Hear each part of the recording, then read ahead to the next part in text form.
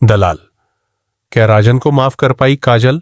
6 महीने पहले जब काजल की शादी राजन से हुई थी तो वह मन में हजारों सपने लेकर अपने पति के घर आई। शुरुआती दिनों में उसके सपने पूरे होते भी दिखे थे। उसके ससुराल वाले खाते पीते लोग थे और वहां कोई कमी नहीं थी। गरीबी में पली बड़ी काजल के लिए इतना होना बहुत था। उसे लगा था कि ससुराल आकर उसकी जिंदगी बदल गई है, उसकी गरीबी हमेशा के लिए पीछे छूट गई है। पर बीतते दिनों के साथ उसका यह सपना टूटने लगा था। काजल के मायके की जिंदगी गरीबी और तंगहाली से भरी जरूर थी, पर वहां उसकी इज्जत थी। जैसे ही वह 20 साल की हुई थी, उसके मां बाप उसकी इज्जत के प्रति कुछ ज्यादा ही सचेत हो उठे थे। शादी के शुरू के दिनों में राजन का बर्ताव काजल के प्रति अच्छा था। उसके सास ससुर भी उसका ख्याल रखते थे, पर आगे चलकर राजन का बर्ताव काजल के प्रति कठोर होता चला गया। राजन कपड़े का कारोबार करता था। उसे अपने कारोबार में 50,000 रुपए का घाटा हुआ। उसे महाजन का उद्धार चुकाने के लिए अपने एक दोस्त से 50,000 रुपए का कर्ज लेना पड़ा। रजत नाम का यह दोस्त जब राजन से अपने पैसे मांगने लगा तो उसके हाथ पैर फूलने लगे। उसे समझ में नहीं आ रहा था कि वह इतने रुपए कहां से लाए ताकि अपने दोस्त के कर्ज से छुटकारा पा सके। उसने इस बारे में गहराई से सोचा और तब उसे लगा कि उसकी पत्नी ही उसे इस कर्ज से छुटकारा दिला सकती है। अपनी इस सोच के तहत राजन ने काजल से बात की और उससे कहा कि वह अपने मां बाप से 50,000 रुपए मांग लाए। पर जहां 2 वक्त की रोटी का जुगाड़ ही मुश्किल से हो पाता हो, वहां इतने पैसों का इंतजाम कहां से हो पाता हो? और कोई पति अपनी पत्नी की इज्जत का सौदा नहीं कर सकता। इतना कहने के बाद राजन तेजी से कमरे से निकल गया और बाहर से दरवाजा बंद कर दिया। पर वह कमरे से निकला था, घर से नहीं। राजन दरवाजे के पास अपने मोबाइल फोन के साथ छिपा बैठा था ताकि काजल और रजत के प्यार के पलों की वीडियो फिल्म बना सके। राजन के कमरे से निकलते ही रजत काजल से छेड़छाड़ करने लगा। यह क्या कर रहे हो तुम? काजल नकली नाराजगी दिखाते हुए बोली। छोड़ो मुझे। तुम्हें कैसे छोड़ दूं जाने मन? रजत बोला। बड़ी कोशिश के बाद तो तुम मेरे हाथ आई हो, कहे हुए उसने काजल को अपनी बाहों में भर लिया। रजत की इस हरकत से काजल पल भर को तो बौखला उठी, फिर उसकी बाहों में मचलते हुए बोली, छोड़ो मुझे, वरना मैं तुम्हारी शिकायत अपने पति से करूंगी। पति कहकर रजत कुटिलता से मुस्कुराया। तुम्हारा पति भला मेरा क्या बिगाड़ लेगा? वह तो गले तक मेरे कर्ज में डूबा हुआ है। सच तो यह है कि वह खुद चाहता है कि मैं तुम्हारी जवानी से खेलूं ताकि उसे कर्ज चुकाने के लिए थोड़ी और मोहलत मिल जाए। नहीं, राजन ऐसा नहीं कर सकता। काजल अपने पति पर भरोसा करते हुए बोली। तुम्हें यकीन नहीं आता? रजत उसका मजाक उड़ाते हुए बोला। तो खुद जाकर दरवाजा चेक कर लो। तुम्हारे पति ने बाहर से दरवाजा बंद कर दिया है। नहीं, कहकर काजल दरवाजे की ओर भागी, पर शराब और वासना के नशे से जोश में आए एक मर्द से एक औरत कब तक बचती? रजत ने झपट कर उसे अपनी बाहों में उठाया और बिस्तर पर उछाल दिया। अब काजल संभलती हुई उस पर सवार थी। ऐसा करते हुए यह बात रजत के सपने में भी न थी कि उसका यह मजा आगे चलकर उसके लिए कितनी बड़ी मुसीबत खड़ी करने वाला है। रजत के जाने के बाद जब राजन कमरे में आया तो नकली गुस्सा और अपमान से भरी काजल बोली, कैसे पति हो तुम? पति तो अपनी पत्नी की इज्जत की हिफाजत के लिए अपना सब कुछ दांव पर लगा देते हैं, पर तुमने तो अपना कर्ज उतारने के लिए अपनी पत्नी की इज्जत को ही दांव पर लगा दिया। बनाई है। अब अगर तुमने भूलकर भी मेरे घर का रुख किया तो इस वीडियो फिल्म के जरिए मैं यह साबित कर दूंगा कि तुम्हारी पत्नी देहधंधा करती है और इसकी आड़ में लोगों को ब्लैकमेल करती है। तुम इसमें उसकी मदद करते हो। तुम न सिर्फ उसके दलाल हो बल्कि एक ब्लैकमेलर भी हो। यह सुनकर पति पत्नी के मुंह से बोल न फूटे। वे हैरान होकर रजत को देखते रहे, फिर अपना सा मुंह लेकर उसके घर से निकल गए। बातों बातों में ही एक दिन भावना ने बताया कि उसके पापा प्राइवेट जॉब में थे। कोरोना के कारण वह नहीं रहे तो घर चलाने के लिए उसे अपने सपने त्याग कर यह जॉब करनी पड़ी। अमन के पूछने पर वह बोली कि उसका सपना तो पायलट बनने का था, मगर आज एक छोटी सी नौकरी करने को मजबूर है। फिर वह बताने लगी कि उसके घर में माम पापा के अलावा एक छोटा भाई भी है और उन सब की जिम्मेदारी भावना पर ही है। उसकी बातों से अमन काफी इंप्रेस हुआ और बोला था कि कौन कहता है कि लड़कियां बोझ होती है अपने माँ बाप पर, बल्कि वे तो अपने माता पिता का अभिमान होती है और वक्त पड़ने पर उनका सहारा भी बनती है। भावना के पूछने पर अमन ने बताया कि वह यहीं दिल्ली में ही एक बड़ी कंपनी में मैनेजर की पोस्ट पर कार्यरत है और उसके पापा पटना में एसबीआई में ब्रांच मैनेजर है। मां हाउसवाइफ है और एक छोटा भाई है जो बेंगलुरु में मेडिकल की पढ़ाई कर रहा है। क्या बात, तुम्हारी तो पूरी फैमिली ही एजुकेटेड है। अपने हाथ को हवा में लहराते हुए भावना बोली। उस पर अमन बोला कि हां, उसके परिवार में चाचा, मामा और उनके बच्चे भी ऊंची ऊंची पोस्ट पर है। कई तो अमेरिका, ब्रिटेन और कनाडा में रहते हैं। उस पर आश्चर्य से भावना की आंखें फैल गई थी। दोनों की दोस्ती अब काफी गहरी हो चुकी थी। छुट्टी में अक्सर दोनों साथ समय गुजारते दिख जाते थे। पहले भावना कभी बस तो कभी ऑटो पकड़कर ऑफिस जाती आती थी, मगर अब वह अमन के साथ उसकी ही गाड़ी में ऑफिस जाने आने लगी थी। एक रोज भावना ने बताया कि वह यहां एक पीजी में रहती है, पर पीजी का भाड़ा बहुत ज्यादा है। खाना भी वहां का खाने लायक नहीं होता है, इसलिए रूम शेयरिंग में अगर एक कमरे का घर मिल जाता तो अच्छा होता। उस पर अमन बोला था कि वह भी एक लड़के के साथ, जो कि उसके ही ऑफिस में काम करता है, रूम शेयरिंग में रहता है। लेकिन अब उसकी शादी हो रही है, इसलिए उसे अकेले रहना पड़ेगा। तो क्यों ना भावना उसके साथ आकर रहने लगे। आइडिया अच्छा था। तय हुआ कि दोनों आधा आधा किराया देंगे और खाने पीने का खर्चा भी मिल बांट कर उठाएंगे। अब दोनों साथ रहने लगे थे। घर बाहर के कामों में भी वे एक दूसरे का पूरा सहयोग करते। साथ रहने से जल्द ही दोनों के बीच की सारी औपचारिकताएं भी मिट गई। लेकिन पहल हमेशा भावना की ही तरफ से होती थी और अंजाम तक पहुंचने में अमन उसका भरपूर सहयोग करता था। कोई चूक ना हो जाए, इस बात की दोनों पूरी सावधानी बरतते थे। नहीं, भविष्य में इन्हें कोई बंधन में नहीं बंधना था। ये तो बस जिंदगी के मजे ले रहे थे। अमन के पास पैसों की कोई कमी नहीं थी। वह घर से भी काफी संपन्न व्यक्ति था, लेकिन भावना पर अपने परिवार की पूरी जिम्मेदारी थी। इसलिए अमन जहां तक हो पाता उससे घर खर्च के पैसे नहीं लेता था। घर का भाड़ा भी अक्सर वही भर दिया करता था। इस बात के लिए जब भावना उसे थैंक्स कहती तो अमन हंसते हुए कहता, दोस्ती में no thank you no sorry, और फिर दोनों ठहाके लगाकर हंस पड़ते थे।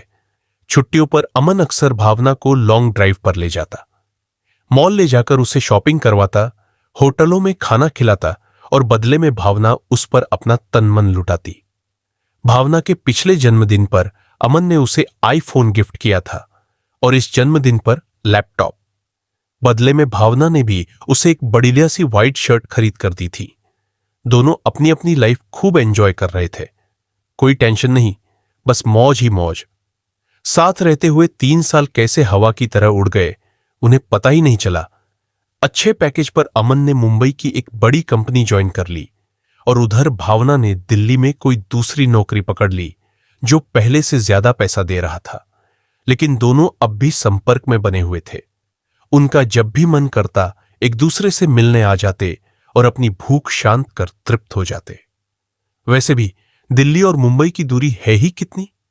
एक रोज जब अमन ने बताया कि उसकी शादी तय हो गई तो भावना खुश होते हुए उसे शादी की बधाई देते हुए बोली कि वह उसे अपनी शादी पर तो बुलाएगा ना। अरे, यह भी कोई पूछने वाली बात है? हंसते हुए अमन ने कहा था।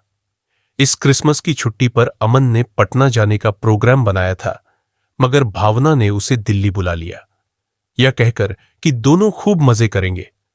अमन ने भी सोचा, अब तो उसकी शादी होने ही वाली है, तो क्यों ना 1-2 दिन भावना के साथ मजे कर लिए जाए। 3 से 4 दिन दिल्ली रहकर वह वहीं से पटना चला गया। रिटायरमेंट के बाद अमन के माम पापा हमेशा के लिए यहीं दिल्ली रहने आ गए और अमन ने भी मुंबई की कंपनी छोड़ फिर दिल्ली में ही जॉब पकड़ ली। अमन और भावना के बीच पहले की तरह ही नॉर्मल बातें होती, लेकिन अमन जिस बात को इतना नॉर्मल समझ रहा था, अब वह नॉर्मल नहीं रही थी। उस रात अचानक भावना ने फोन कर अमन से यह कहकर 50,000 रुपए की मांग कर दी कि उसके पापा की तबीयत बहुत खराब है और अभी उसके पास इतने पैसे नहीं है, वह जल्द ही उसके पैसे लौटा देगी। दूसरी बार उसने अपने भाई की एडमिशन का कहकर पैसे मांगे कि अगर समय पर पैसे नहीं भरे तो एडमिशन की डेट निकल जाएगी। ऐसा कर कर के वह जब तब अमन से पैसे झटकने लगी और हर बार पैसे लेते समय वह इतना जरूर कहती कि वह उसके पैसे जल्द ही लौटा देगी, और अमन चाहकर भी कुछ बोल नहीं पाता। अभी तक वह धीरे धीरे कर अमन से करीब 2 लाख से ज्यादा ले चुकी थी, मगर हर बात की एक हद होती है और अमन की अपनी भी जिंदगी थी, उसके भी खर्चे थे। इसलिए इस बार उसने पैसे देने से साफ मना कर दिया और यह बात भावना को चुभ गई। अपना असली रंग दिखाते हुए बोली, वैसे अमन, हमारे नाजुक पल के मैंने कुछ वीडियो बना रखे हैं, देखोगे? कुछ तस्वीरें भी खींची थी, अभी भेजती हूं, बताना पसंद आई या नहीं। बोलकर वह अजीब तरह से हंसी। मगर अमन को समझ नहीं आ रहा था कि भावना ने यह वीडियो कब और क्यों बनाया, और तस्वीरें भी तो यही कह रही हैं कि उसने उसके साथ जबरदस्ती की है। लेकिन उसने तो कभी उसके साथ कोई जबरदस्ती नहीं की, बल्कि जब भी उनके बीच रिश्ता बना, दोनों की मर्जी से बना। हां, याद आया, उस क्रिसमस पर जब वह भावना से मिलने दिल्ली गया था, तब मजाक में ही भावना बोली थी, चलो आज हम कुछ नए तरीके से सेक्स का मजा लेते हैं, ऐसा लगे कि तुम मेरा बलात्कार कर रहे हो और मैं खुद को तुमसे बचाने की कोशिश कर रही हूं, गिड़गिड़ा रही हूं तुम्हारे सामने, दया की भीख मांग रही हूं उस पर। अमन ने हंसते हुए बोला भी था कि यह सब नाटक करने की क्या जरूरत है भावना। उस पर भावना बोली थी, अरे करके देखो तो सही, बहुत मजा आएगा। मगर अमन को यह नहीं पता था कि भावना की यह सब सोची समझी चाल है। उसने जानबूझकर अमन से ऐसा करवाया था ताकि वीडियो बनाकर बाद में उसे ब्लैकमेल कर सके। सही सोच रहे हो तुम, मैंने यह वीडियो जानबूझकर ही बनाया था ताकि मौका पड़ने पर इसे इस्तेमाल कर सकूं। लेकिन सोचो, अगर यह वीडियो और तस्वीरें पुलिस के पास चली गईं तो क्या होगा? अपने अधर को टेढ़ा कर भावना मुस्कुराते हुए बोली, वैसे मैं ऐसा होने नहीं दूंगी, लेकिन सोच रही हूं रागिनी को सेंड कर दूं, उसे बहुत पसंद आएगा। तुम क्या कहते हो? तुम चाहती क्या हो? अमन चीख पड़ा था, पैसे और जब भी बुलाऊं आना पड़ेगा। इठलाते हुए भावना बोली। पैसे देने से मना करने पर वह अमन को पुलिस का डर दिखाती, कहती कि पूरी दुनिया में उसे बदनाम कर देगी, फिर उसे मुंह छिपाने के लिए जगह नहीं मिलेगी, और डर कर अमन उसकी हर गलत सही मांग को मानता जा रहा था। भावना ने उसकी हंसती खेलती जिंदगी को मजाक बनाकर रख दिया था, लेकिन अब वह इन सब से थकने लगा था। मन करता नींद की गोलियां खाकर सो जाए या किसी ट्रेन के नीचे आ जाए, लेकिन यह सब इतना आसान भी नहीं था। अपनी जिस शादी को लेकर अमन इतना खुश था, अब उसी से उसे डर लगने लगा था। सोचता, अगर रागिनी को यह सब पता चल गया तो क्या होगा? उलटे पुलटे विचार आते उसके मन में और वह सिहर उठता। भावना के फोन का स्पीकर खराब हो गया था, इसलिए उसने अमन को व्हाट्सएप मैसेज कर 1 लाख रुपए लेकर आने को बोल दिया, वह भी तुरंत। लेकिन अमन के पास सच में पैसे नहीं थे अभी, इसलिए उसने उसे पैसे देने से मना कर दिया। फिर अंजाम क्या होगा यह भी समझ लो तुम। मैसेज करके ही भावना बोली, कल शाम 5 बजे पैसे तैयार रखना, समझ लो, नहीं तो मैं ये वीडियो और तस्वीरें पुलिस के पास पहुंचा दूंगी, और तुम्हारी उस रागिनी को भी। फिर मत कहना कि बताया नहीं था। अमन ने उसकी बातों का फिर कोई जवाब नहीं दिया और उन्हीं कपड़ों में घर से बाहर निकल गया। रागिनी जब अमन से मिलने उसके घर पहुंची तो छाया ने बताया कि पता नहीं सुबह से ही वह कहां गया है, कुछ बताकर भी नहीं गया है, इसलिए वह खुद ही उसे फोन करके पूछ ले। रागिनी ने जब अमन को फोन मिलाया तो पता चला वह अपना फोन घर पर ही भूल गया है। पता नहीं रागिनी का क्या मन हुआ कि वह उसका व्हाट्सएप खोलकर देखने लगी। भावना और अमन का मैसेज पढ़कर पहले तो वह हक्की बक्की रह गई, लेकिन जब भावना का डीपी खोलकर गौर से देखा तो शॉक्ड रह गई, क्योंकि भावना वही लड़की थी जिसके कारण रागिनी के एक अजीज दोस्त श्लोक ने अपनी जान दे दी थी। मगर कोई सबूत न होने के कारण पुलिस को किसी पर कोई शक नहीं हो पाया था और गुनहगार बच निकला था। लेकिन मरते मरते श्लोक ने रागिनी को भावना की सारी सच्चाई बता दी थी। आज फिर वही सब अमन के साथ होते देख रागिनी का खून खौल उठा। उसे डर था कि कहीं श्लोक की तरह अमन भी कुछ कर न ले। रागिनी को सब समझ में आने लगा कि अचानक अमन का व्यवहार इतना क्यों बदल गया। क्यों वह हर बात पर झूंझला उठता, क्यों शादी को लेकर कोई रुचि नहीं दिखाता। भावना ने और भी कई लड़कों को अपनी सुंदरता के जाल में फंसाकर प्राइवेट पल के वीडियो का भय दिखाकर उन्हें अपना निशाना बनाया था। रागिनी ने फटाफट अमन के फोन से भावना के सारे मैसेज, फोटो, वीडियो अपने फोन में ट्रांसफर कर ली और छाया से यह बोलकर घर से निकल गई कि अमन ने उसे गार्डन रेस्टोरेंट में मिलने बुलाया है तो वह जा रही है। लेकिन घर से वह यह सोचकर निकली कि अब वह भावना को नहीं छोड़ेगी, उसे उसकी करनी की सजा दिलवा कर रहेगी। अमन कहीं कुछ ऐसा वैसा न कर ले, इसलिए रागिनी ने पहले उसे ढूंढने की कोशिश की। मिलने पर वह अमन को एक शांत पार्क में ले गई। अमन अभी भी चुप था। रागिनी ने अपनी हथेलियों के बीच उसके हाथ को प्यार से दबाते हुए फिर पूछा कि भावना से उसका क्या रिश्ता है। तो पहले तो वह झूठ बोल गया कि वह किसी भावना को नहीं जानता है, लेकिन जब उसने सारे मैसेज जो भावना ने उसे भेजे थे दिखाए तो वह टूट गया। अपने आंसू पोंछते हुए उसने एक एक कर सारी बातें रागिनी के सामने रख दी और कहने लगा कि अब वह जीना नहीं चाहता।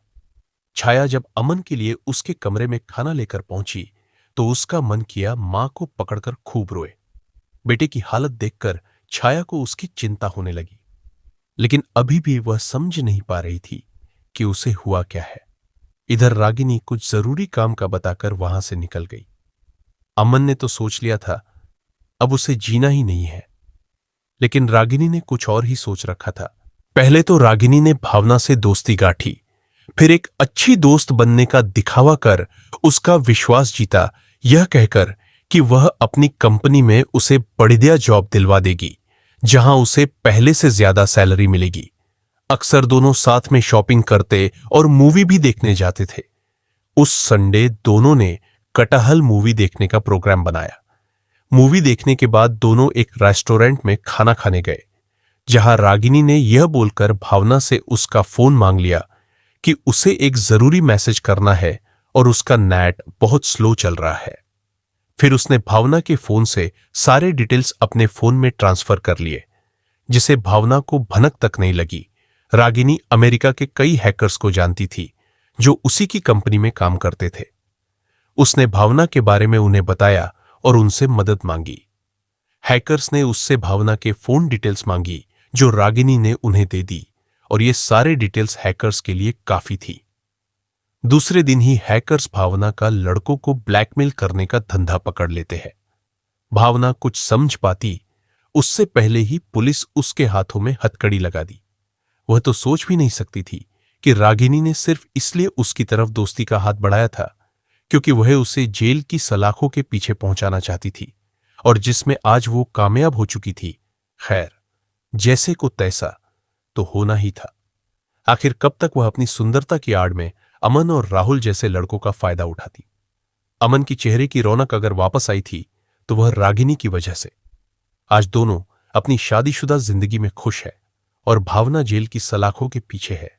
कुछ हैकर्स ऐसे भी होते हैं जो सही उद्देश्य के लिए काम करते हैं और उन्हें एथिकल हैकर्स या व्हाइट हैकर्स भी कहा जाता है। अमन, कहां हो तुम? बाय द वे, जहां भी हो मुझे आकर मिलो अभी। इसी वक्त फोन पर ऑर्डर देते हुए भावना बोली, मगर अमन ने यह कहते हुए आने से मना कर दिया कि उसके घर पर कुछ मेहमान आने वाले हैं तो वह अब भी उससे मिलने नहीं आ सकता है। ओके, फिर मैं ही आ जाती हूं तुम्हारे घर। नहीं, तुम यहां मत आना प्लीज, अमन ने रिक्वेस्ट की। ठीक है, मैं ही आता हूं। यह हुई ना बात। अपना मुंह गोल कर भावना ने फोन पर ही अमन को बड़ा सा चुम्मा दिया और यह कहकर फोन रख दिया कि उसे इंतजार करना जरा भी नहीं पसंद, इसलिए वह जल्दी आ जाए। अब अमन को समझ नहीं आ रहा था कि वह घर से निकले तो कैसे, क्योंकि अगर उसकी मां छाया पूछेगी कि वह कहां जा रहा है तो क्या बहाना बनाएगा। लेकिन जाना तो पड़ेगा, वरना उस भावना का कोई भरोसा नहीं कि यहां पहुंच जाए। अपने मन में सोच अमन उठ खड़ा हुआ। मां, एक जरूरी काम है, बस थोड़ी देर में आता हूं। बोलकर अमित घर से निकलने ही लगा कि छाया ने उसे रोका। पर जा कहाँ रहा है? अरे, घर पर मेहमान आने वाले हैं और तुम? हां मां, पता है मुझे, लेकिन मैं बस थोड़ी देर में आता हूं। झल्लाता सा अमन घर से निकल गया। छाया कुछ और पूछती, उससे पहले वह गाड़ी स्टार्ट कर पल भर में ओझल हो गया।